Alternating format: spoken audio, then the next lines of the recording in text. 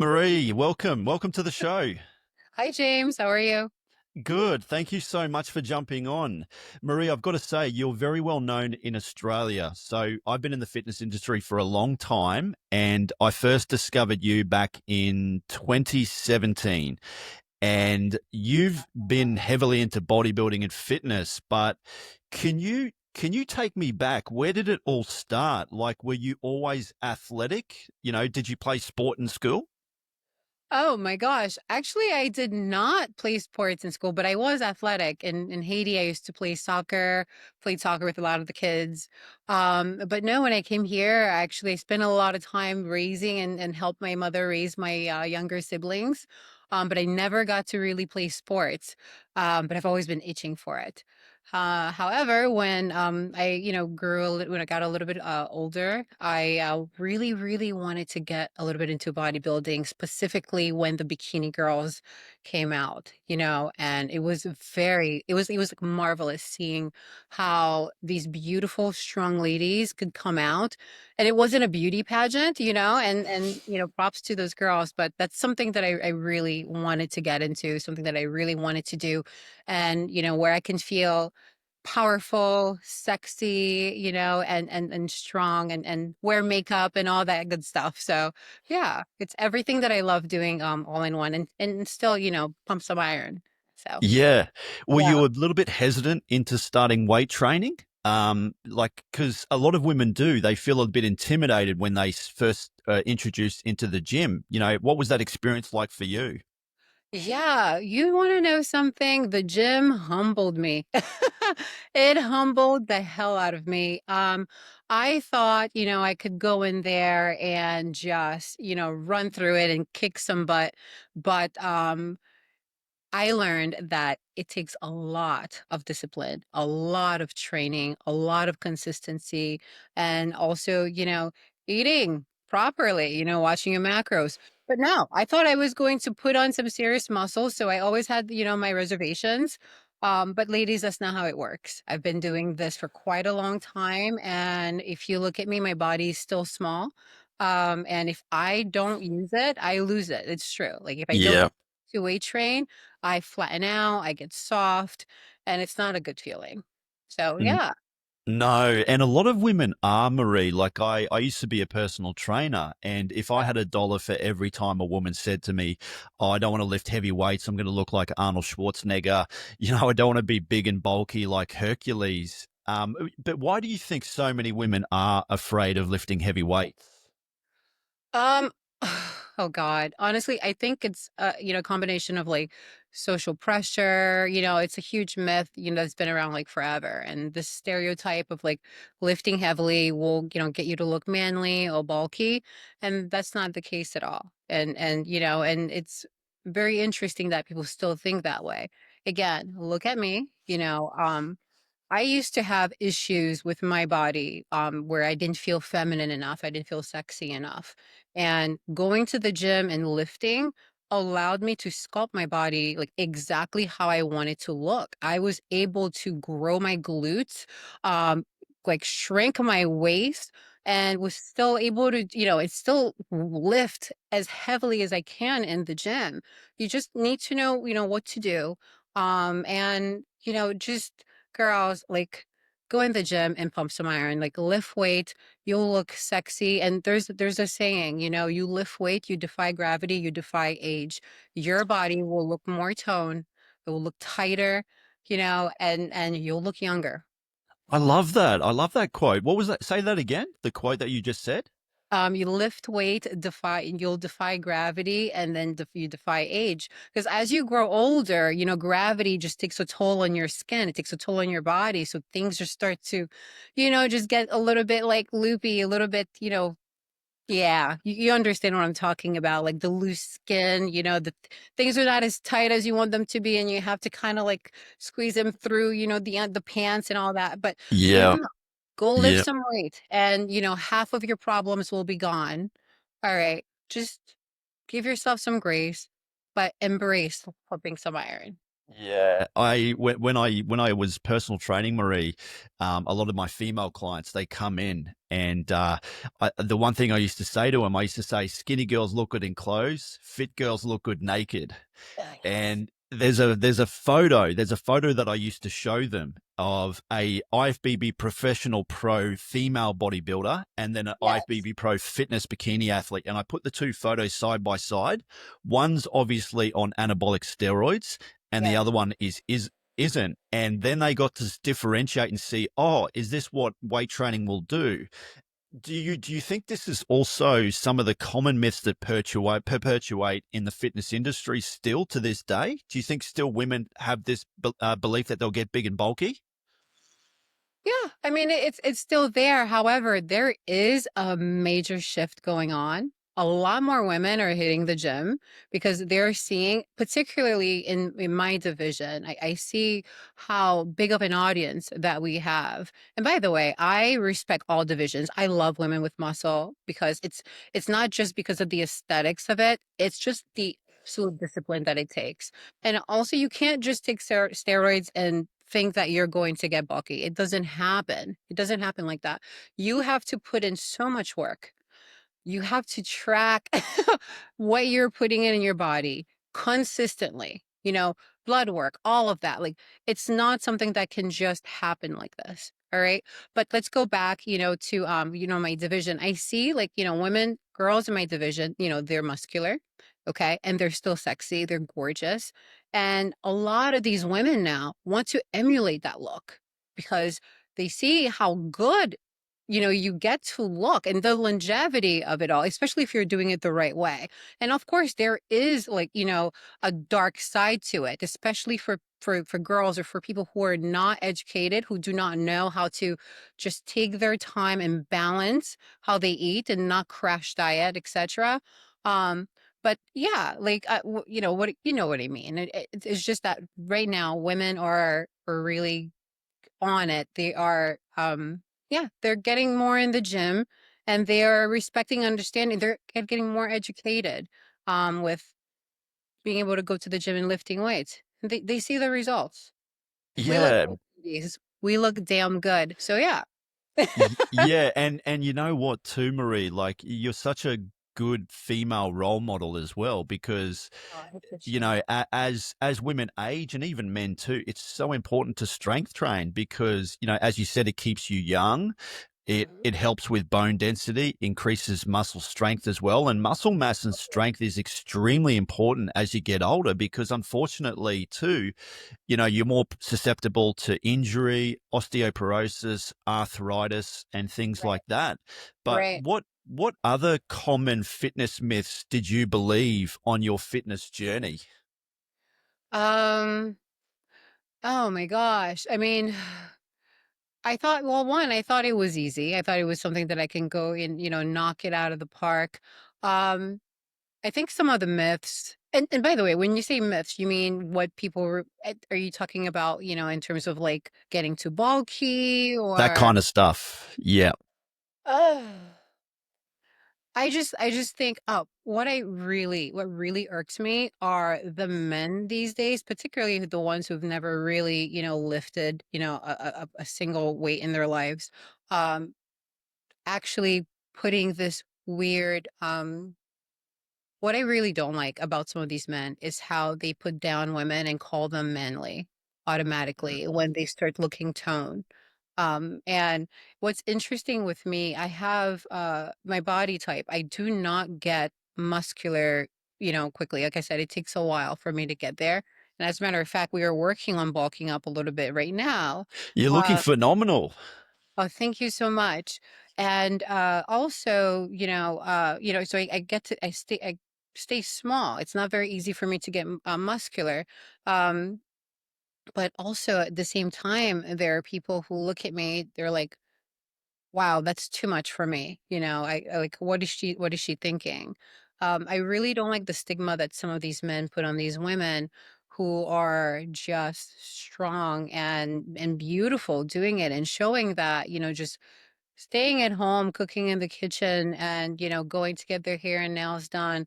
It's a different age. I hate how men put women down. I know that's a very good point that you made. And you know what? That infuriates me too, because one of the things I think that women struggle with is attraction isn't symmetrical, it's asymmetrical. So some women think that being too toned and muscular is unattractive to men. Right. Quite the opposite. I think that a woman works out, she still has that femininity, that toned, muscular look that is so Right. damn sexy. It really is. And I've met some amazing women, and I've had the pleasure of, becoming friends with some of these women that are professional athletes. I've got a friend of mine who's a very high performance entrepreneur. She Right. lifts weights regularly. She's not big, she's not bulky. She is so damn fit. And it's so good to see more women in the weight room because, yeah, it really does annoy me when some people do that. They criticize women, and that's not good Right. because I think women are just as capable as men in the weight room. And we come together, and I love training with men, I love training with women. Like, I've had some amazing workouts. Like, I had a female athlete on my podcast a year or so ago, and we did a workout together, and she fucked me up. I was Yeah. I was exhausted. Yeah, I Good. I'm going to literally introduce you guys to some of my yeah, I girlfriends who lift heavier than. yeah, and you know what too? Like, it's so different. Like women obviously are so capable in the gym, but like, for example, giant sets, right? That's a perfect example. 4 or more exercises where you go back to back. Like, if I do 3 rounds of a giant set, I feel like throwing up. Yeah. A Yeah. female friend of mine, it doesn't hit her till like 5 rounds in, and that's when she starts to feel nauseous. Like, we Yeah. can learn so much from each other. Do you Oh my agree? gosh. I do agree. I absolutely agree. And, again, yes, like I said, I do hate, the stigma, the stigma that men put on women. And actually I've seen other women put put other women down about, what they look like, and how they're like, oh God, that's too much muscle for me. Well, I don't care. I really don't. I'm not doing this for you. I'm doing this for myself. You know what I mean? But I think another myth is that I am a victim of this. By the way, I'll call myself a victim. But I used to be like a cardio bunny. Okay. Yeah. I used to think that cardio was the way to salvation, especially when I was prepping for a show. It took me a while, and I would just build the muscle that I needed to build, okay? And again, it's already difficult enough for me to bulk up.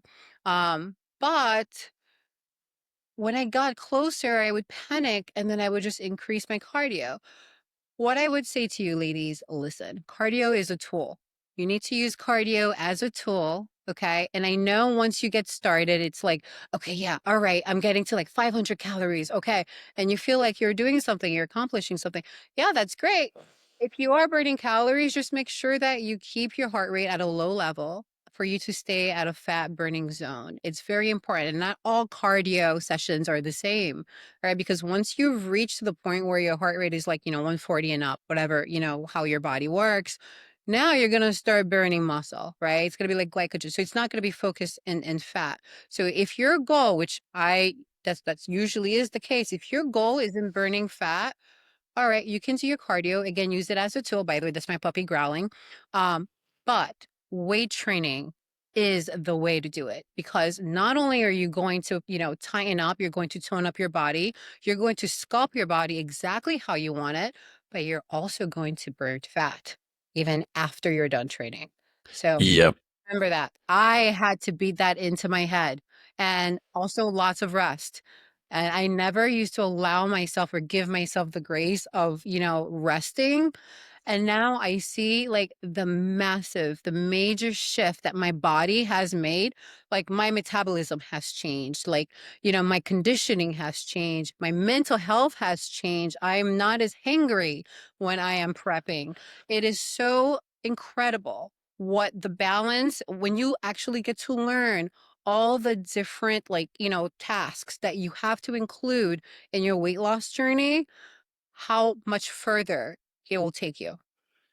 Yeah, that's such a good point too, Marie. Yeah. And that's another common myth too. A lot of women think that doing endless amounts of cardio is going to Yeah. be beneficial. Do you know the bodybuilder Tom Platz? Yes. He's a Yeah, nutcase. I don't know him personally. He was yeah. way before my time, but yeah, he still, makes a great Yeah, impact in he believes that you don't have to do cardio at all. You can get the cardio in your weight training. He yeah. famously Yeah. squatted, I think, over 500 pounds or something like that for reps of 25. And that kind of style of training induces a lot of lactic acid, and your heart rate just goes through the roof. Oh yeah. And like I've seen it firsthand. Like I've had people that have done weight training workouts for half hour and they are gasping for breath. Like your fitness, you still get your fitness in the weight training, don't you? Absolutely, absolutely. Again, use cardio as a tool or, Yep. as a little warm up. But the weight training does, it kills you. It can really do the work, especially if you're prepping for a show. I'm not even just talking about, competitors, just altogether. If you're trying to lose weight and you're trying to tighten up, give yourself the right amount of time and just focus on weight training. It's like killing two birds with one stone. Actually, there's a lot more that you're accomplishing with weight training. Yeah. One, Yeah, that's so true. Did you yeah. ever incorporate like interval training into your workouts, Marie? Like, I used to. There are times when I take 2 days off a week when, I'm really in my training zone.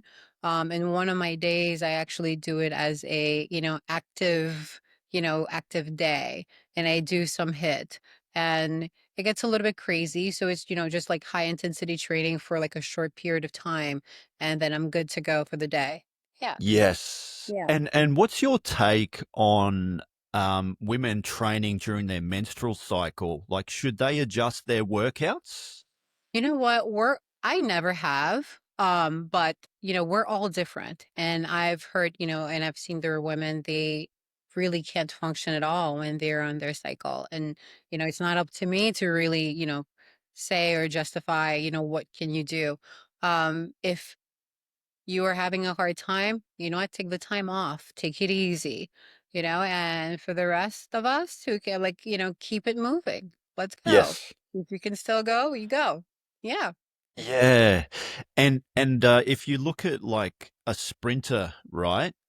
In comparison to a marathon runner, like if you see, like I was watching the Olympic Games last year, and I was watching the female 200 meter, 400 meter runners, and if you look at their physiques, their leg development, their upper body, like they are so toned, like it's absolutely phenomenal. The female athletes. And like that kind of style of training, like have you ever incorporated sprinting into your workouts?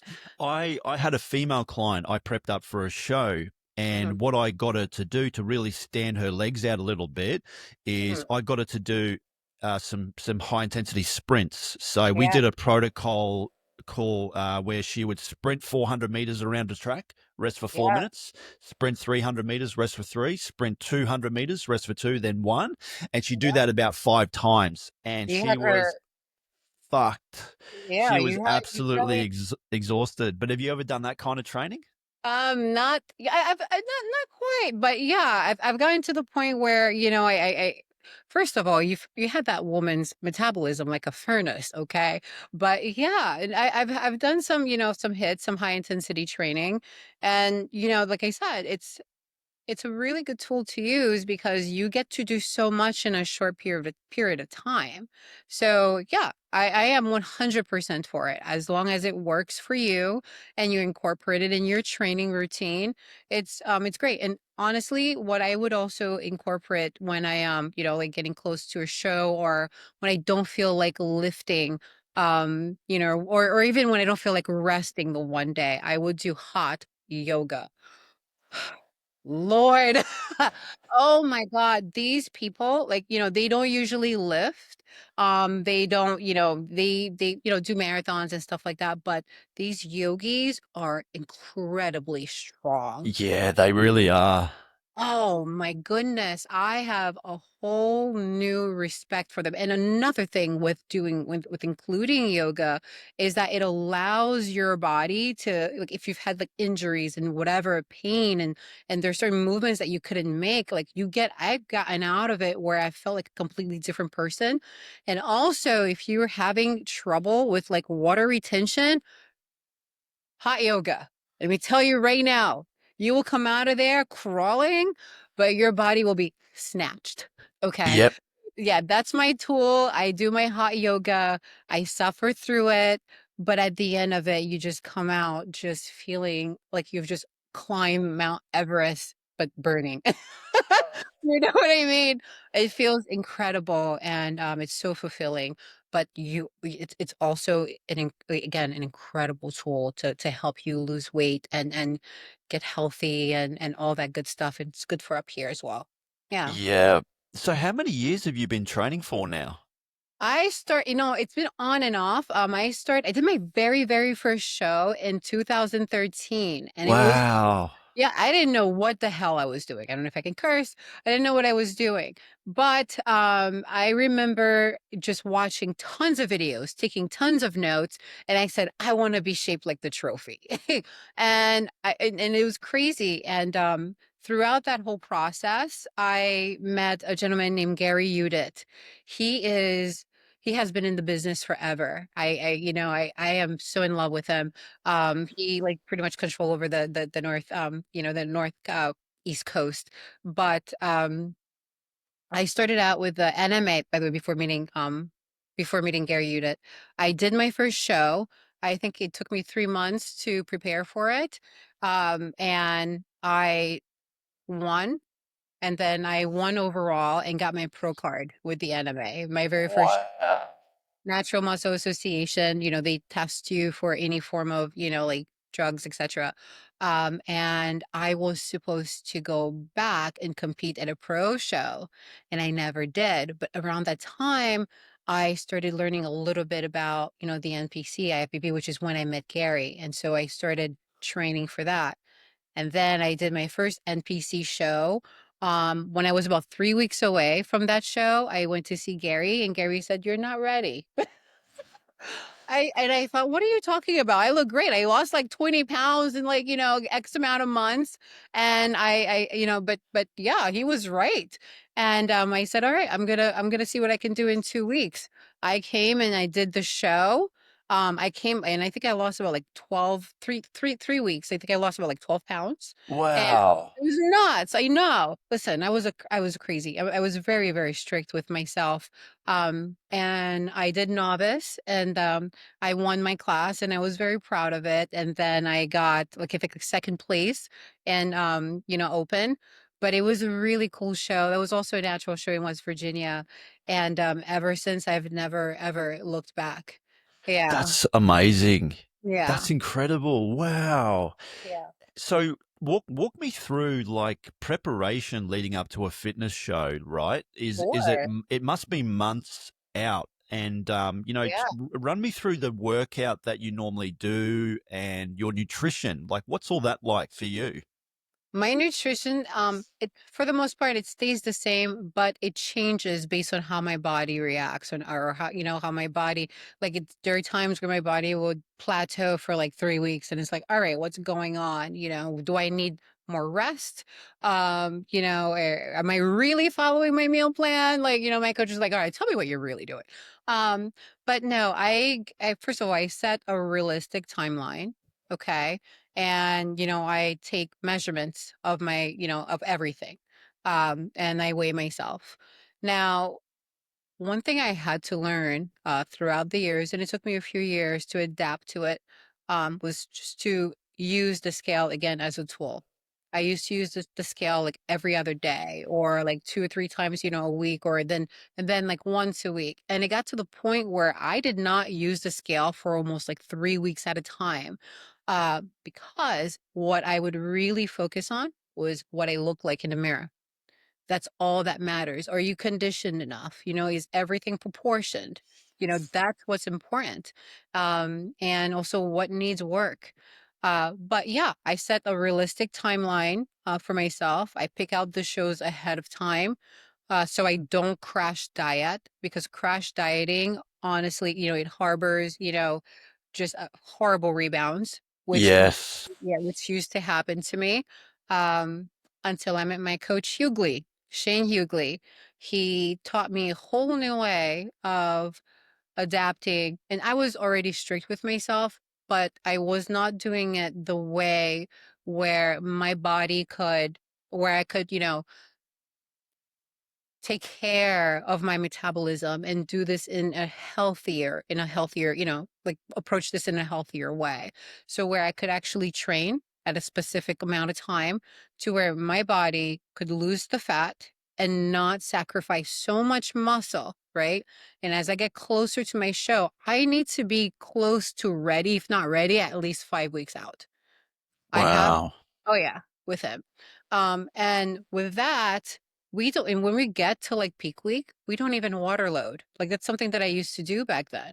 There is no water load. You drink water just like you do throughout your whole prep. You don't change anything.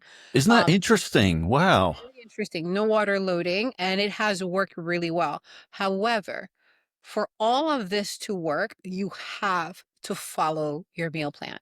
You have to train as you are told, as prescribed, and you have to be realistic and you have to be honest with your coach because, okay, if you screw up, he can fix it, especially if you have time, if you have enough time, even a week out, even 2 days out from your show, even 24 hours leading to hitting that stage, your body can look completely different. Yeah. But what we do, I swear by this. I give myself enough time to where I have to, I eat what I need to eat. And if I need a cheat meal, I allow myself a cheat meal. Okay. Yeah. You got to do it. You got to give yourself some grace. This is a journey. It's not a punishment. And the better you are at balancing this, lifestyle, the longer you're able to do it and the healthier you'll be. Yeah, Yeah. it's interesting you mentioned cheat meals, because I think that some women especially, they struggle because I think if a diet is too restrictive, Mhm. it's too hard to follow, Right. because what would your maintenance calories be, and then how much of a calorie deficit would you be in? Would it be like 200 calories less or Okay, so I'm gonna tell you this. The way that I do it with my coach, he doesn't sit and count. He just, count calories. Like Okay. you have to track, but what he does is he gives me a plan. He prescribed me a plan. So for example, I don't know, like 5 ounces of protein with, I don't know, 25 grams of carbs, and then eat as much veggies as you can. In the morning, I'm supposed to eat 5 eggs, one whole, four whites with half of a grapefruit. Like in the next 2 or 3 meals, it's the same thing. And then at the end of the day, if you're having some cravings, you can have like like I don't know, 4 or 5 ounces of grilled chicken. However, like I said, you have to follow the plan as is. And when you do that, when I've done that, I don't necessarily feel the need to count my calories as much because I'm literally just following my plan as I am supposed to. All right, okay, you're eating 5 ounces of chicken, you're eating 5 ounces of ground turkey, you're eating 5 ounces of cod. Okay, great. Like you're 99% fat free. Yeah. Like he knows what I'm putting in my body, and I tell him, and then we'll know what to change. I did get to the point, so okay. I'll a little bit off track, but still talking about the same thing. Um, in 2023, when I decided to come back in the field, because I was not doing this for a while. Like my last show before 2023 was in 2019. Okay. I had an injury, I had surgery, and I needed like, complete, like I needed like therapy, all kinds of nonsense. And I had to learn how to walk again. what did you do? Oh god, I needed a foot and ankle reconstruction surgery. I have like 4 screws in my ankle and foot. Yeah, yeah, it's like plantar fasciitis, but like there was also like extra bone in my foot that was extremely painful Oh to shit. Yeah, when I trained for the Arnold in 2019, where I placed 4, I cried like a baby, but still was happy. I was, satisfied, but not very happy. I was in a lot of pain training, but I wanted to do it. I wanted to do it. But yeah, it took me a little while to, get back on stage. COVID happened and all that, and I personal life, and yada yada. But in 2023, when I decided to get back on stage, I didn't tell a soul. I didn't tell anyone. I remember that day I started at January 5th. Okay. And I prepared for a show in June. When I did that show, I had put on so much weight, back then, that I really had to like just be consistent. I was struggling so much with how first my body, lost a lot of fat for a few weeks, and then it just plateaued for like almost a month. And I was just kind of like going nuts. Um, but when I finally decided to do that show, I followed everything that he told me to do. Everything. Every Yes. everything. And I did it. And I hit the stage to qualify for nationals, right? And we won. Okay. And then a week and a half later, I told him I want to do the show right after. He's like, that's too much. I said, I haven't been on stage for like 4 years. I'm not playing around. I really want to do this. Allow me. Because if he doesn't feel like you're ready, he'll pull you off like Yeah. the week of, I love how strict he is, but there are times I'm just like, hey, let me do this. I can do this. So we did the show. We won. We qualified for nationals. And then a week and a half later, we hit the national stage. Boom, pro card. We got it. Wow. Yeah. That is the longest training stride, this like stride that I've had, honestly, of any time where I needed to stay consistent for the longest period of time. Yes, I allowed myself cheat meals, but I turned down everything. Like I didn't care about going anywhere, no parties, no nothing. I told everyone, like, listen, I'm gonna give myself this one go because this is something I wanted to be an Olympian. Okay. And I Yeah. have to get my pro card for me to even try to get there. So that whole year I followed my meal plan. I trained as I was supposed to. And then I was going to school full time, etc. And yeah, and we got it done. Just follow a plan. Set a realistic goal for yourself. Give yourself the time. Balance your life and your personal life, and also give yourself grace. I swear you will get to where you need to be. Man, that was a long one. I'm sorry for that. No, no, wow, Yeah. that's fantastic. That's Yeah. incredible. I mean, Yeah. it's a marathon, not a sprint, isn't it? It's just Absolutely. chipping away, and Yeah. yeah, like so. With regards to cheat meals too, Marie, like, did Yes. you like during a prep? Did you ever feel like chocolate or Yeah. sweets or carbs, pastas? Yeah, you go through phases, At first it's very difficult because your body's like, what's going on? Like, where's the ice cream? Where's the chocolate? Yeah, And then you start seeing, the progress that your body's making, and then you really get hungry for that. And every week you look at yourself. And sometimes you don't see it, but your coach does, which is why it's important for you to take a picture. Even if you don't have a coach and you're doing this, take a photo of yourself same day every week, right? And then you'll get to see the progress as you go. But yeah, but with the cheat meal, if you feel like you need a cheat meal, allow yourself to have it. And the key word here is cheat meal. Not cheat meals, not cheat day. Like if there's something that you're craving, have it on, or if you have to go out with your girls, just build your week and your training and your diet around that and save your cheat meal for that, for that day, for that evening. But yeah, it's first it's necessary to have it, and it'll help your body, burn through fat faster because your body gets to have what it wants, and then it ejects, the rest, and it keeps you. yeah. And do you ever feel like irritable or stressed or nervous, anxious in a comp prep? Because as you mentioned, like your body's like, what's going on here? Yeah. It's like in survival mode. Like, how do you feel cognitively, mentally? Like, how do you feel? Yeah. So yeah, it's not all fun and games and glamorous, and it's not as easy. Yeah, I isolate myself. Let's just say that I isolate myself because I am not the happiest person, or the sweetest Marie when I'm prepping. My mind is, I have my horse blinders, and I am depleted of the good shit that's supposed to make me feel good and happy and looking like this. Um so yeah, if you need to ask me for something, sure, ask me. But please just understand I have just one goal right now, and I can't sit and have long conversations. Like girl talks, no. I am unavailable. Like wait for my show. Like, yeah, but I'm telling you, yes, you'll get all of it. The grumpiness, like the attitude, it would be like red, like, yeah, it would be like Shark Week for like 15, 16 weeks. But Yeah.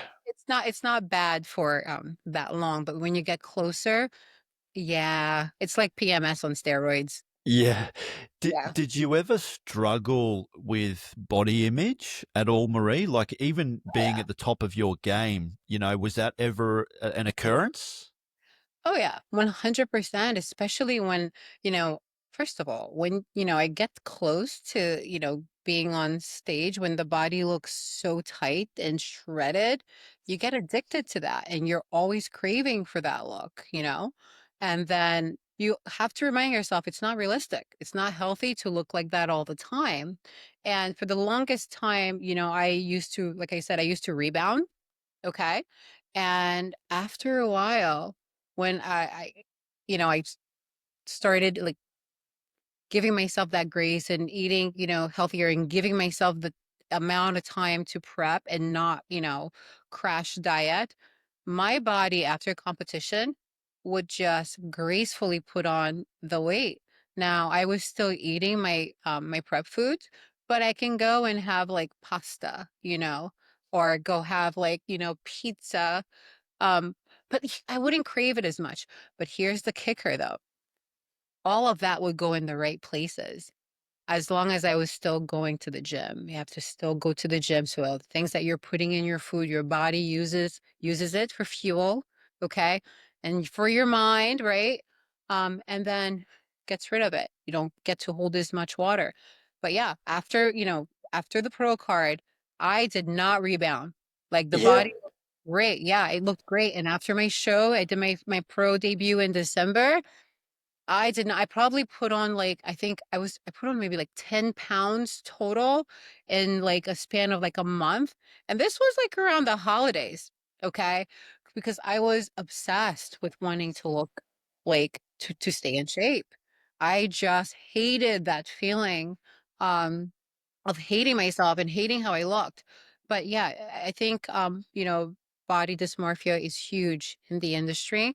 But once you learn how to manage, how to manage how you eat, once you have the discipline and actually practice, I'm telling you, it's not, you're not going to struggle as much about it. You're just going to be aware of what you need to do when you don't like where how your body is looking or where you're heading. If you need to change your behavior, the way, some of the habits that you're picking up that you weren't, you know, some things that you weren't doing before. All right. You make yourself aware of it. All right. Let's change it. All right. Let's go to the gym. You give yourself some time off, but still, go to the gym, eat, healthy, eat in moderation, have some of your cheat meals, do what you can to look your best. But, sometimes you just want to eat like a tub of ice cream, and that's okay too. Yeah, definitely.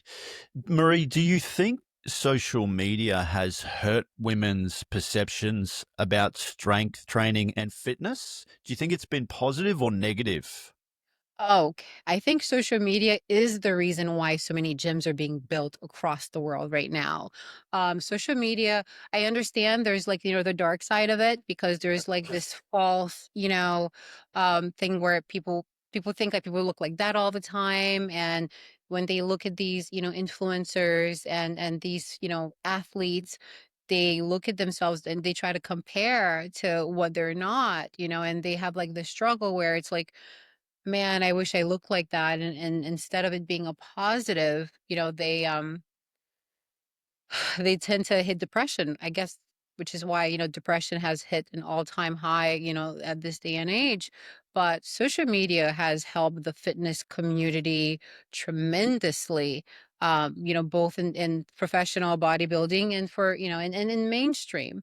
A lot more people are hitting the gym because they want to look like us. They want to look, at least they want to look fit. And the ones who allow themselves to, adapt in and to, that lifestyle and educate themselves, they understand what comes with it, as opposed to the others who go and have surgeries, or they crash diet and, and they take, whatever they need to take. I think that no, damn it. I think social media has absolutely have had a positive impact in that whole, in the whole, in the fitness community. Yeah, I totally agree. I think the positives definitely outweigh the negatives. But you're right. You know, you did mention there is a dark side to social media. Get a load of this, Marie. They're expecting male body dysmorphia to take over female body dysmorphia, because dudes will look at other guys, right? And they want to be as big and look like them. And even guys now, they're going through a serious problem with trying to take Drugs. shortcuts in Yeah. being able to get to the desired body composition or physique that they want.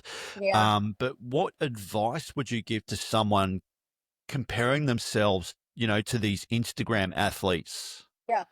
These athletes, they have been they may not they may okay. The advice that I have for you guys, I don't have all the answers, but from my, experience, they are working night and day on their bodies. They are training hard. So, and by the way, you're not seeing their lows, okay? For the highs that you see they're posting when, they're posting when they're most conditioned and there's like the lighting, the dark background and all that, and you get to see, the veins popping and all that. You have no idea how much struggles that we go through. Like, I don't post enough, and I've actually been told this. And I had someone who's like, working on like manage me. She goes, "Why don't you really post your personality more? Why don't you post a lot more with what you do?" But the thing with me is when I train, I have struggled, with a lot, and there are times where I won't call it depression because I am aware of what's going on if I'm not in a good place. But listen, these people, they work their butts off and they have been doing it for a long time before they started posting on social media and they're, and now they're going viral. This is not something that was just done, on a 9 and day basis. This is something that took a very long time. Yep. And they're just not putting, the dark part, the struggles that they go through with it. And for those who do, thank you. People will get to understand that, hey, you go through all of it. Yeah. Yeah. Yeah. Stick with yourself. Someone said this, Marie. I think it was on another podcast. It might have been Chris Williamson. He said this. He said, uh, people are jealous of what you got. No one's ever jealous on how you got there, if that makes Huh. sense. So Yes. you Yeah. only see the end product. Like when you look at someone as fit as you, for example, they see the end product. They see the masterpiece, the Michelangelo, the canvas, Right. but they don't see all the grit, all the grind, all the adversity, all the upsets, all the downs, all the highs, all the lows, the Yeah. depression, and then the anxiety. Like they don't Right. see Struggles. all the work that's required to get to The that final sacrifices. destination. Yeah, Yeah. the sacrifice, particularly, the friends that you lose, or, friends that you don't get to see, or family members that you don't get to see. Um, People who also don't understand, what you are trying to do. This becomes a very, very lonely road. And it's not until after the fact when you start showcasing, you know, yourself, your body, or it's not until you're doing really well where people are like, oh my God, wow. Like, you know, people won't really understand ever what you do. And I don't mind that. All I care about is, you know, that the people around me, that they give me, you know, that grace and understand that, hey, I'm here. But please, I'm going, you know, I'm going through a lot. Let me just take care of this and, you know, I'll be here. Yeah. Yeah. And how do you protect your mental health in such a physically demanding industry that you're in? Right. I have, you know, it's interesting. I have a few tactics. One, I do when I get like, okay, let's go all the way to, let's just say show day. On show day, I don't look at any of the other competitors. Two, I come with a giraffe onesie. I'm so like where I'm comfortable and then I'm like silly, whatever. I bring my pillow and blanket and my tall mirror and I find a corner and I face the corner and put my feet up. I don't look at anybody. Okay. So I stay in my own mental space because I know, like, you know, once and it doesn't, I've been doing this for a while now where, you know, other people don't affect me as much. But once you look at someone else and they look, you know, great, you stop really focusing on how good you look. You start thinking, oh my God, like, what if she beats me? You know, like, I wonder how many of them look like this. Like, you stop focusing on yourself. No, I turn around and let me tell you, there's like no more, you know, freaking out or anything like that or nervousness. I put my music on, and if my coach, you know, needs me to check in, if he's not, you know, at the show with me, I go take my picture. If I need to have my honey and my rice cake, I do, and then check in with him, whatever. But no, I stay in my corner. And prior to the show that I'm doing for the few weeks out, they start posting, you know, some of the athletes and they start hashtagging. And so you find the hashtag of the show, like Pit Pro or something like that. And you look and you're like, damn it, she's fucking jacked. Those glutes were fire. Man, I could never get that. It's crazy. So I don't look at other competitors. Once in a while you get to peek, but you the way that I focus on it is honestly focus on my craft. I you know, take shit tons of pictures, you know, check in with my coach and just you know, just remain consistent. Yeah. And does mindset play a role in Oh yeah. your personal growth and your elite level fitness? 100%. Oh yeah. I think the mindset is like 75% of it. Because honestly, if you're not mentally healthy, you're not going to be okay. Sure, you know, you're not going to be like in the best moods. I said this earlier. You know, PMS on steroids, but at least if you have a sound mind, it is so easy for you to really get yourself where you need to be. Yeah. It's very, very, very important. And this is also another thing with yoga for me. Honestly, they put you through all this rigorous work. But also at the end of it, you just, you know, come into the center and rest. And your mind just goes crazy. It goes nuts. It goes nuts. And then after that is just silence. But yeah, it's very Yeah. to have a healthy mind just so you're able to do what you need to do when you need to do it. Oh yeah. 100. Yeah. I have a friend of mine, a really good friend of mine I've known probably almost 20 years. She said to me, "You never regret a workout, even even when it's not your best." Yeah. You know, like there's been Yes. probably 80% of the times, Marie, I never feel like working out. Like if Yeah. it's a leg day, right? Like legs always make me feel sick because Yeah. I go hard on legs. Yeah, Yeah, these it large it makes muscles. yeah, it Yeah, makes a me lot of feel work. nauseous. But Yes. how do you deal with when the days you don't feel motivated to train? Like what's your mindset going through that? Honestly, I usually just say get to the gym. Like that's like if you can get yourself to the gym, that's like half of the battle, honestly. Get to the gym, get to the gym, get to the gym. If you're just like loafing on the couch, get off the couch, turn off the TV. Like when I'm on prep, I barely watch TV. It makes you complacent because you're tired, okay? Um and you just want to loaf. But no, first thing for me in the morning, I do my morning cardio. I have a tendency of getting, distracted with emails and Marie, please send photos here and this and that and answer this. No, I get up, go straight downstairs to my gym for my fasted cardio, get that out of the way. Once that's out of the way, then I feel relieved. Okay. Because when I don't do that, like I feel like my whole morning is off because I'm constantly thinking, I need to go to the gym. I need to go to the gym, and you're battling. So yeah, I go do my fasted cardio. Doesn't matter what it is. Get up, drink your tea, walk out. That's it. Doesn't matter. You get it out of the way, you'll feel so much better. Just like, adapt your mind to that. Okay. That routine. And as far as weight training, I had to change the way that I train and the times that I would go train. I saw that as I got a little bit older and as I got more busy, I needed to train earlier because I get tired and my training would not be the quality of my training would not be as good, if I would go at about, 4 o'clock in the afternoon, as if I would go at like 7 or 8 o'clock, in the evening. I had to be mindful of that as well. But yeah, I can get a really good workout in like an hour and a half, an hour and a half, because I also add a little bit of cardio towards the end. Um, yeah, and you're good to go. Get your butt out of the house and go to the gym. That's it. Yeah, that's the hardest part, isn't it, Marie? The hardest part is just getting started. Yeah. Um, I always say, if I'm happy, train. If I'm sad, train. If I'm angry, train. If I'm Same. depressed, Yes. train. It doesn't Yes. matter how I feel, I'll still Oh, get it yeah. done. Oh my God. I'm telling you. Yeah. You go to the gym, you feel so good. You feel so good because there's a lot of like the chemicals that it's releasing in your brain that makes you feel so happy. And I know, like, yeah.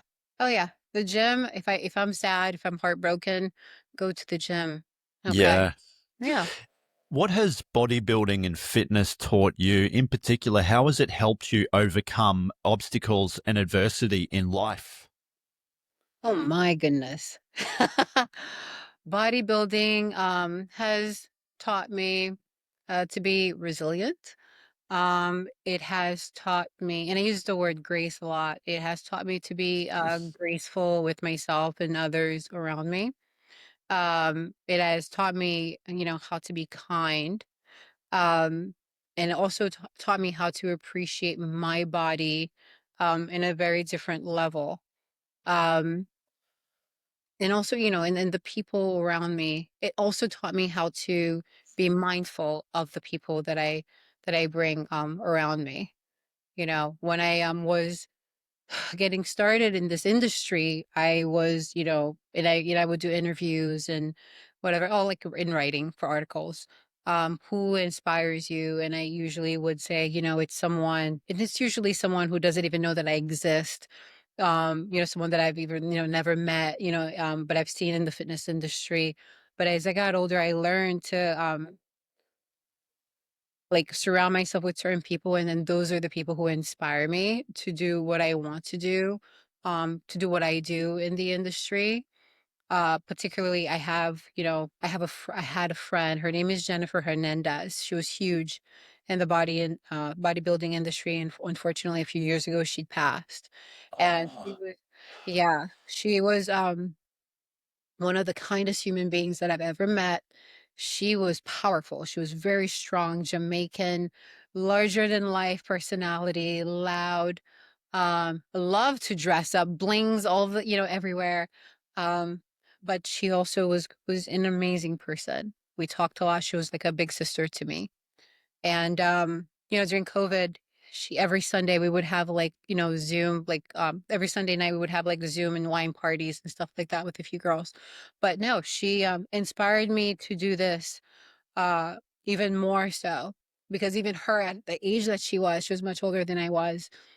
She was a pro. you okay? You're right. She's like, okay, I want to get back on stage. She wanted to be an Olympian, and she did it. And she did it. And but she didn't make it to, get back. But yeah, I think being kind to people around you and surrounding yourself with good people really matters. I think the fitness industry taught me that. Yeah. Yeah. Yeah. Yeah, it is a remarkable community, Marie. Yeah. Like, Oh yeah. um, Oh I, yeah. I, We're I so good just, too. yeah, and just being around people like that, they just uplift you, don't they? There's such positivity, and Oh yeah. they just have this aura. And you are the sum of the five people that you hang around. Yes. And Yes. and what a blessing it is to cross paths with some of these amazing people, and particularly your friend. Yes. Yeah, I'm so sorry to hear about that. That's Oh such yeah. tragic news. Oh yeah. Yeah. When I run my pro card, that was one person I wanted to like run to. That woman, I remember for my one competition, I was struggling. I was here in New York and, she lived in Miami and my show was in Miami. She said, come live with me. For 4.5 weeks, I went down there and I stayed with her and she just allowed me to do whatever I needed. And let me tell you, you don't get to find people like that, and, yeah. Okay. That wasn't supposed to go there, but yeah. No, no, So, it's yeah. no, thank you for sharing that, Marie. Yeah. There has been many people that have passed on, and I've had close people pass away, but have just left an imprint on me. I'll always hold grace dearly to my granddad, who was an Olympian. He was an Olympian in the Olympic Games, and he was the Wow. one that got me into the Wow. gym. Yeah, but there must have been so many people in your life, that were mentors, and as you mentioned, your friend. But was there anybody else that was a mentor to you? Oh yes. I actually there's I mentioned Gary Udit, who's absolutely amazing. And before, I had Rich Gaspari and now he is back. And now that I'm back with Gaspari Nutrition, I feel like I am home. I have no idea how happy I am about this. And already he's like, all right, we need to put some muscle on you. You need to take this, this, this, and this.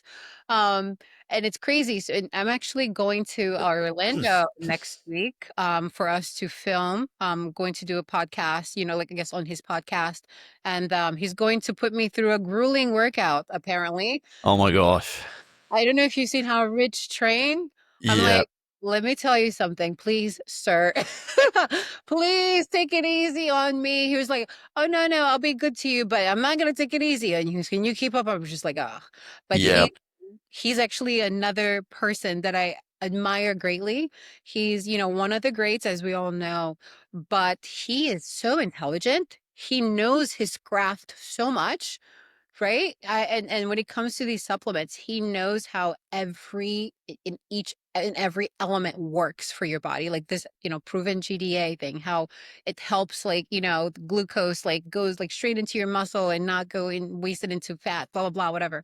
But I love people like that. I love surrounding myself with people that I can learn from and get inspired by. And again, that's why I said, I learned how to surround myself with people who will inspire me or people who inspire me. Yeah. He's definitely yeah. a very strong presence now. Yeah, in my life. And for those people that are listening, Rich Gaspari is a famous IFBB Pro bodybuilder. I think he competed in the Mr. Olympia, did Olympian. he? Absolutely. Second Yeah, place. Like, he won the Arnold. I mean, he was the first, I think, Arnold classic winner, champion, I believe. But yeah, yeah, yeah. he's like the best. I had the pleasure of chatting with Hidetada Yamagishi on my podcast, Oh, and he we were talking yes. about Milos Sarcev. I don't know if you know who Milos Sarcev is. I yes, yes, but I need to learn a little bit more. Yeah, yeah. So Milos Sarcev is also a former Mr. Olympia competitor, and he famously runs his athletes through giant sets. And we were talking about giant sets before, but would that ever be on the cards to maybe jump in and do a workout with Milos and do a Milos Sarcev giant set? I am open. Listen, the one thing that I want to do, and I've voiced this with Rich, I said, you know what, I have a thing with the golden era that I'm very fascinated by. My one shoot that I did, no belly button rings, nothing, just my short hair and a one-piece suit just so it can look absolutely timeless. But one thing that I would like to do, I would like to do like training sessions with the greats and learn from, hey, I'm no Olympian, but I have such a love for this field, for this industry, and the work that these guys have done and the way that they've opened, the way for so many people and so many other greats. That's one thing I would love to do. Absolutely. And He Day as well and Irish. So yeah, absolutely. 100% Yeah. open to. Yeah. Connect And us. what and what's been your proudest moment so far? God. Ugh, I'm gonna say it again. With this industry, I think winning my IFBB Pro Card, it's not just because of the title. It's because of the challenges and the obstacles that I have gone through. And also, I'm also very, hard on myself. A lot of things have happened, in the last few years that, pulled me away from this. And I'm a very stubborn person. I said to myself, look, you're going to give yourself one more try at this, one or two more tries, but you're going to do a damn good job at trying. And when I did this prep, like I said, in 2023, and I did it quietly, and like I said, I didn't tell anyone, that was because of fear. I was afraid. I didn't want anyone to really know. I was afraid of failing. Um, and there's so much more, that came with that. But when I hit that stage, or at least like 2, 3 weeks leading into it, I started making little hints on social media about it. And when I hit that stage and, qualified, I thought, is this going to happen? Am I really going to do this in just 1 week, 1.5 weeks? And I wasn't like, shrink wrapped quite yet. Like, my lower half still needed a little bit more, like at least 2 weeks to go, but I felt like I was dying. But when I finished the show and I asked my coach if I could have a cheat meal, he said no. Oh He no. said, you gotta hit this stage again. I'm like, come on, man. He was like, all right, just tonight, okay? Just if you're having a slice of pizza, go. But hit the gym like tomorrow. You gotta. So I did the show, had my little slice of pizza. And what was interesting about it is like I didn't really have any crazy cravings. I was still so stressed, not in a negative way, but I was still so focused and worried about like, the national show that I didn't want to screw it up. So I came back to New York from PA. And then the next day I hit the gym. And then, yeah, I went, trained, peaked again. Uh, Wow. yeah, peaked again. And then I looked completely different. I was just like, what the fuck? And sorry about that, guys. So I was just No, like, you're okay. All okay, okay. good. I was like, what's going on? And I was like, I'm dying. He was like, keep going. And with my cardio, he's like, just walk. Just walk. That's it. I don't need you to do more. Just walk. You're there. So I did. And then when we got there, I just stayed and focused and did everything I needed to do.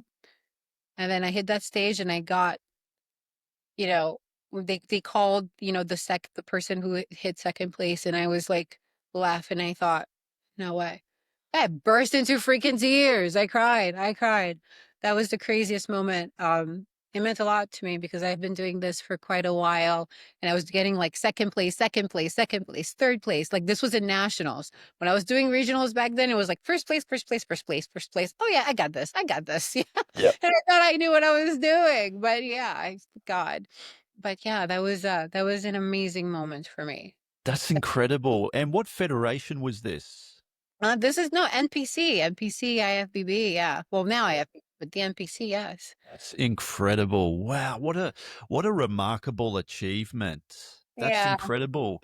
And you said I think previously that you competed on the Mr. Olympia stage. Is that correct? Oh no, the Arnold, the Arnold. The Arnold. I did Yep. the Arnold Classic. That's usually like in the February, March. Yeah, this was in 2019. Yeah. And by that time I got fourth. But Wow. yeah, it was great. It was great. I wasn't too happy, but I was grateful. Honestly, I was grateful. And another thing I learned too with like the whole IFBB thing, it's a completely different ball game. Okay, Yeah. completely different. There's no spoon feeding. It's like you got to be ready. You need to be ready, and you're competing as a pro with Olympians. Okay, you're not just competing with just IFBB pros. You're competing with veterans. You're competing with Olympians. So it does humble you like all the way down to here. And you have to understand the game of the plan here with this the game plan is you got to do this for the long haul. You just have to make a presence on stage over and over and over again to show that you are committed to the field, that you're committed to the industry, and that you're here for it. And it's not something that you're doing as a hobby. And the more the judges get to see you and, and you're looking as you're supposed to, you know, eventually you will be rewarded. So that is right now, this is where we are. That's what we're doing. We're gonna hit the stage a few times this year. 100% doing the Japan Pro. I don't know if I can Wow. do that so soon, but I have to. I want to. I've already talked about it. We're Yep. gonna towards that. But I would like to see if I can hit the stage at least once or twice beforehand. But yeah, we're putting on some mass and yeah. And what about Mr. Olympia? Is that on the I cards? I can't. I have to be an Olympian to compete at Mr. Olympia, or I would have to be an amateur to compete at the amateur Mr. Olympia. So Yeah. as a pro, yeah, I have to qualify for Olympia. So what I'm doing right now, I am competing to qualify. So any show that I do is to qualify me for the Mr. Olympia. Yeah. Because they have bikini in the Olympia as well. Oh, absolutely. They have bikini, the bikini and the wellness. And I don't know, they've brought in this new category, fit model, which, emulates the old bikini look, back in the time of like Ashley Cutwasser, India Polino, Natalie, all those, all those greats. But yeah, it's interesting. Yeah. Nah, that'd be fantastic. But Absolutely. you That's said you that's my mentioned dream. That's my goal to be an yeah, Olympian. I think you're already there, Marie. I think, you're doing so much. And what a remarkable journey that you've been on up until this point. The Japan, is that Hide's competition? Because he has a I competition, I think, doesn't He he? yes, I think it's, but I believe it's in Japan, but I think it's in August. I Right. hope I'm not putting I'm not putting wrong information out there. Don't quote me, but I do believe it's in August. But the Japan Pro that I will be doing, it will be in November. Wow. Yeah, I want to go. I have been wanting to go out there for such a long time. It's so beautiful. You've never been to Japan? I have never been to to Japan, and I made like some new friends at the last competition, my pro debut, and they're both from Japan, and I was just like, this is my calling. So Wow. yeah, I'm going. Because bodybuilding and fitness is pretty big in Japan, because Hide is the first Japanese professional bodybuilder to compete on the Olympia stage, but it's huge. Oh my gosh, I absolutely he's incredible. He is absolutely incredible. And another thing, with bodybuilding, I've realized how much they idolize bodybuilders outside of this country. And that's one thing I would like to, really, experiment with. I would love to compete, abroad. I really do, because Yep. I see how they idolize, these people. And it's not even about that. It's just the respect, here it's constantly, oh yeah, he's on steroids or she's on steroids or this and that. Oh yeah. Or if someone passes on, it's the way that, people talk about it. They're so cruel. Of course, I love this country. We're not gonna go there, but there is such a difference with the way that people are respected abroad and how they're viewed and adored. I love that. I love Yeah. that respect and that safe space. Oh yeah. Oh yeah. And what about Australia? Have you ever been to Australia, I have Marie? never been to. First of all, please let's talk about your prehistoric insects. What is going on over there? I was born in Haiti and I'm used to like the spiders and all that. Like, listen, I've seen my fair share, but what's Yep. going on over there? Like, You know what? A lot of people worry about when they come to Australia, because right. yes, we have some of the most dangerous animals on the planet. We've got the world's most venomous spider over here.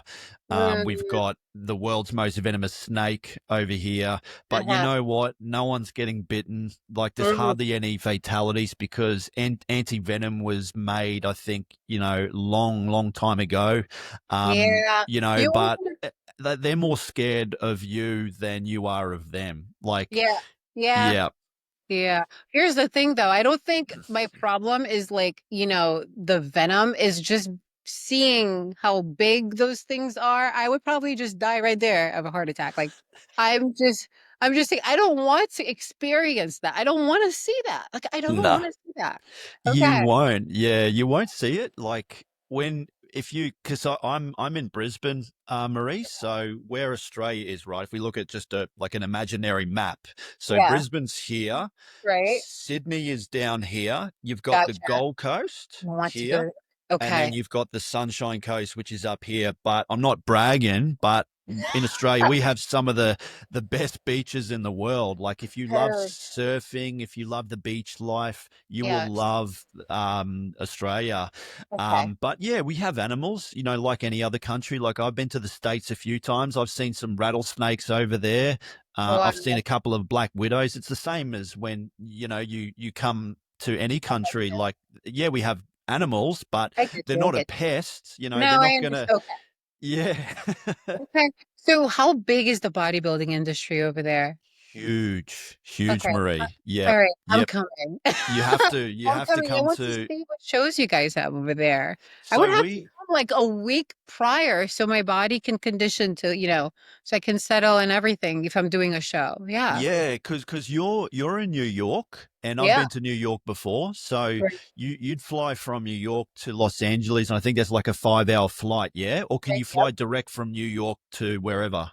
I think it would have to be to LA Yeah, to yeah, right. yeah. So you'd fly from New York to LA, which is like 5 hours, and then from LA to like Actually, it is. Sydney or Brisbane, it's probably like 13 or 14 hours. So that's Mm-hmm. not too bad. Mm-hmm. But yeah, we have some federations over here. We've got ICN, which is I Compete Naturally. We have Okay. FMG, which is the Muscle Pro Championship. That's pretty big. Oh wow. We Okay. do have some IFBB Pro shows as well. I That's don't know if yeah. you're familiar with Tony Doherty. So he's a well-established entrepreneur who is in business partnership with Arnold Schwarzenegger. That's So he does a incredible. lot of the Arnold Classic shows and things like that over here in Melbourne. But yeah, we've got some pretty crazy shows over here. Okay. Well, I guess Yeah. I'm going to have to reach out to you for some information, but it would have to be the IFBB. Um, yeah, it would have to Yep. be. And we have some athletes that have come from the States before, and now obviously you're familiar with somewhat Australia, and you know me. So if Yeah. ever that happens, Yeah, give me a reach call. out and we can tee something up. Okay, James, that's it. You're my plug. Official. Right. It's official. Okay, James, my plug. Awesome. Awesome. Okay. We'd love to see you over here in Australia. Thank you so much. I would love to. The accent is pretty gnarly too. It's pretty good. It's pretty Oh, nice. thank you. Yeah, It's very, kind very of like a laid back kind of accent. nice. Like, Yeah. yeah, like and when you come to Australia, Marie, like Oh, yeah. we kind of we're lazy with our language. Like we're Yeah. very laid back, and you'll kind of start to realize that when you talk with Australians. Right. That's cool. It's cool. I Yeah. like Yeah. that. Yeah. And you mentioned too earlier, Marie, Mhm. obstacles and setbacks, but what would you say would have been the biggest obstacle or setback that, happened to you personally or professionally? I think my injury actually um I'll say for both personally and professionally because I was in a lot of pain. The recovery sucked. Honestly, it really did. I suffered greatly with muscle atrophy. I mean like it was a mess, and I had put on probably close to like 30 pounds. And it was crazy. Right after, boom, COVID hit, and it was just like, it was just not a good time. Yeah. Where a lot of people use that time to really flourish and train, particularly down south where they weren't really paying attention to the COVID regulations. So people got to do what they had to do and they train and whatever. But here, no. I had to go through the recovery with, with my injury, and that was really taxing on Yep. me psychologically. I just felt, I'm the type of person who likes to get up and go. And I'm always doing multiple things, at a time. Like I'm a multitasker, and I've always been like that, and I always will. And sometimes I have to calm myself down. But when I was forced to slow down and, not really get, not get as, physical as I usually get, I just completely collapsed. And it was a very dark time, a very, very dark time for me. And Yeah. yeah, I could have killed my doctor or his staff. They were, withholding a lot of painkillers from me. I guess they have like some very strict rules here and regulations with painkillers. And Yeah. hey, I need something to help me with this pain. I am truly hurting. And he lied to me too. He said, "Oh yeah, with this surgery, you'll be ready to go within 6 weeks." It took me 9 months. Oh It my took me almost God. 9 months. Yeah. Wow. Girl lied. But, How did it you was it was needed. how did you pull through it, Marie? What was your mindset going through that? Um, I I went through, instead of just, like, scrolling through, like, Instagram and watching other people, and then also having to, like, watch, like, just so much negativity going on. There was a lot going on around that time with, like, George Floyd, a lot Yeah. a lot, and just so much going on. It was tough times, eh? Oh yeah. And I was, like, again going through like physical therapy. I started doing my own physical therapy. I felt like it was just taking so long. And we were up, out east in the Hamptons. So we left the city and went where, we're like in a beach. And like also we had like a nice road, very quiet road, and I would walk and walk and walk and walk and walk because I couldn't even walk. And every time, even 8, 9 months after, even close to a year after, when I would walk, my foot and leg would just swell up so badly. Wow. Oh my gosh, yeah. And that's something, actually I didn't post anything about it. I maybe in my stories, here and there, but I didn't recognize myself. I hated, how what I look like, and I just felt so hopeless. I felt hopeless. Um, and also I felt like I let myself down, and I really didn't want people to see me. Yeah. I really did not. And I didn't know how I was going to get out of this um sane, and even get back to competing the way that I used to, but or even better. I was just hiding, so a lot of people just thought, "Oh yeah, she's not serious." I was going through my own psychological warfare and physical problems where I had to fix myself. Yeah. And you know what, too, Marie? Everyone has a story. Right. Everyone encounters adversity, setbacks, obstacles. There is no easy road. Life will throw curveballs. What do you think someone can learn from your experience and being able to, be able to have that mindset to push through because you've developed some resiliency, and because the gym teaches you that, it teaches you about failure. Every rep that you do, your last set, you're like, shit, I don't know if I'm going to be able to get this last rep up, but you do, but Right. what can someone learn from your experience and how can they overcome their own obstacle? Sure. I feel like, and it's always the same thing, if you're in a dark place, if you're going through a lot of, obstacles, if you're in a dark time, it will never stay like that as long as you just wake up every day and you keep chipping away day by day, one foot in front of the other. I'm telling you, it can take a week, a month, a year. Just don't give up on yourself. Like, give yourself that grace, like, allow yourself to grow. And that's the thing, when things were bad and I hated myself, I hated the world, and I was depressed, and it's very hard to really see, you know what you're envisioning for yourself. It's really hard to actually have a clear view of the path for you to get there, or you don't see anything at all, just darkness. And I yeah, just darkness and hardship and whatever. I think that just understand that it just never stays that way. I learned so much about myself with the struggles that I went through, to the point where, when I used to rush through, like, even my prep or through anything, now I take my time, but I say, like, no matter what I do, particularly for shows or whatever, no matter what I do, go to the gym. If you feel like having like a piece of chocolate or you want to cheat or this and that, don't do it. But wait for when, like, don't, I don't know how I can put this. Like, if you're like, let's just say like you're dieting, right? Just give yourself the time to just focus on what you're doing, just focus on your diet, and then have enough discipline to give yourself the treat. No, like, things don't stay the same forever. Like bad times, hard times, hardships, they don't last. They do not last forever. Just again, like, one foot in front of the other, take it a day at a time, just keep pushing. I'm telling you, as cliche as it may sound, you will thank yourself for it. You will be so glad and you'll feel so good once you get out of it. And then you'll come out of it learning something about yourself, honestly. Yeah. Yeah, because I'm telling you, I went through a lot. I really did. I just don't post about it. A lot of you don't know me well. You just see what you see on Instagram, but I went through a lot. And because of Wow.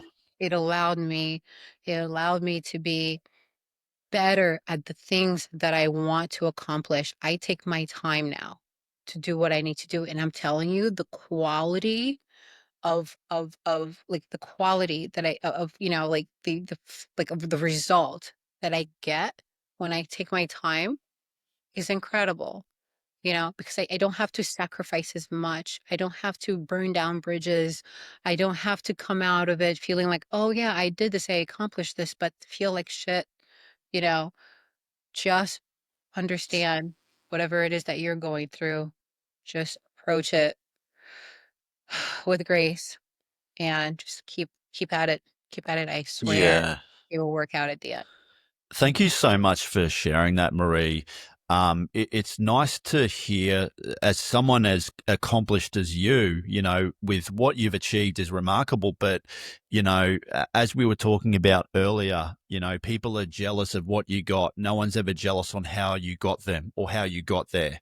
But no, thank you so much for being open and vulnerable. And the way I look at life too, Marie, is it's kind of like driving in pitch black night, but you've got your headlights on. You don't know where you're going. As long as you can just see the road in front of you, your car just keeps moving. Your Yeah, lights are just shining ahead of you. You can't see thus far out in the right. distance, but you can just see. It's like kind of like that analogy. It's taking every little step at a time.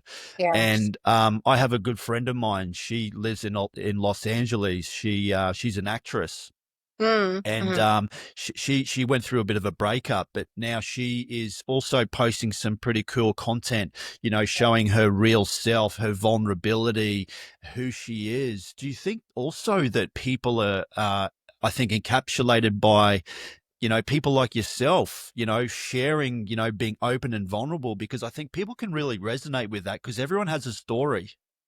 Oh, absolutely. I think, sometimes the things that you go through and you think that you're, the only person who's going through it, but there are hundreds of thousands of people out there who, are going through something similar. It may not be the same exact story, but the feeling is the same.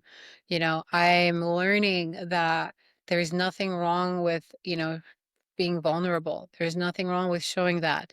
And I always struggle with that. I never really show my vulnerable side. I think just because of the way that I was raised or brought up, I'm just, always afraid of putting myself out there. Um, so I don't know. That's something food for thought. That's something that I need to work on. But yeah, your story can help so many others That's another good another positive thing about, social media. Helps a lot of people, strangers, helping out so many people and inspiring so many hundreds of thousands of others, millions of others. Yeah. Yeah. And people love a comeback story. This is why we gravitate towards superhero movie. Like the reason why Batman is because his parents died. Like people love a superhero movie, a comeback story, and your story is inspiring, for someone that has been in the fitness industry for so long. So many female athletes or just females can learn from what you experienced, that sometimes life is challenging, but look at you, look at how you bounce back. You're even fitter than ever, you're better than ever, you're going to be doing all these shows.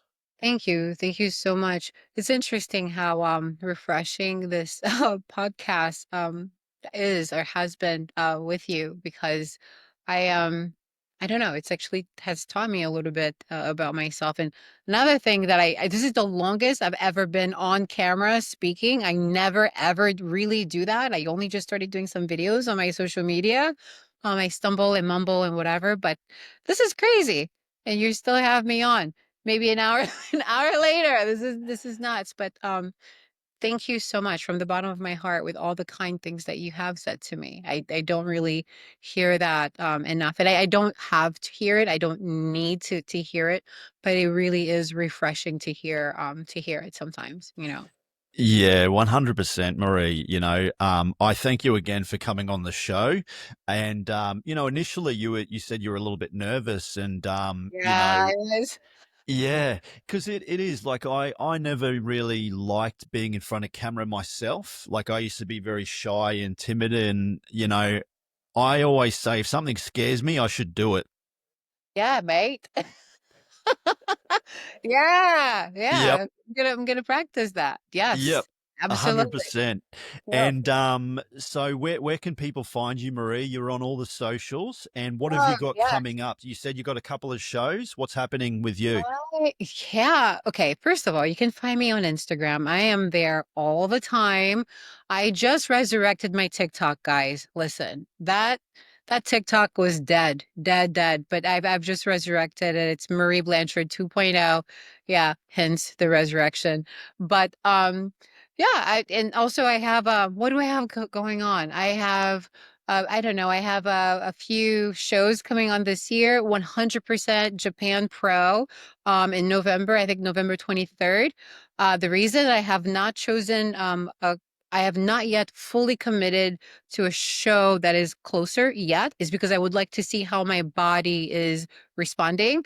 I'm losing body fat. I see it, but I'm also like putting on muscle. I'm bulking because I Yep. lost a significant amount of muscle from my last two shows. That's And awesome.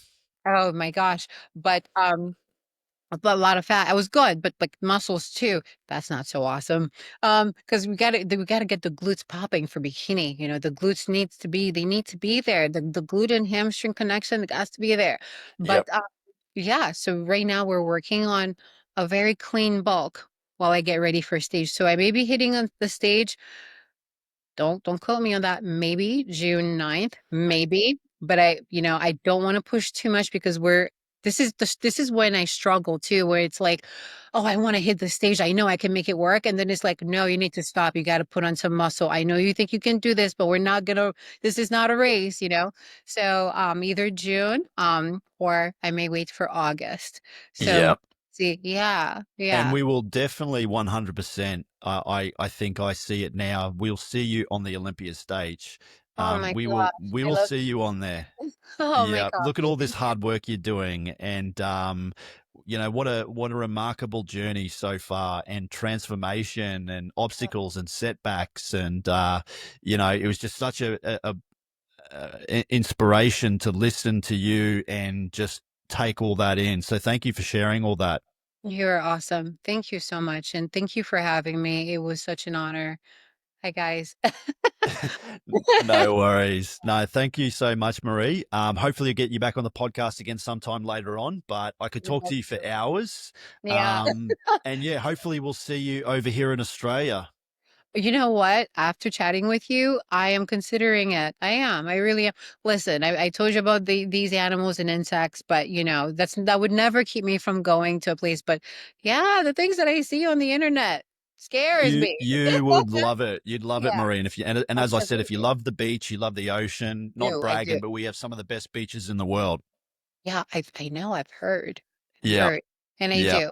So, like I said, you're going to be my plug. So I'm going to absolutely reach out to you. I made it Amazing. today. So Awesome, Marie. Thank you yeah, so much. thank you so much. Bye, James.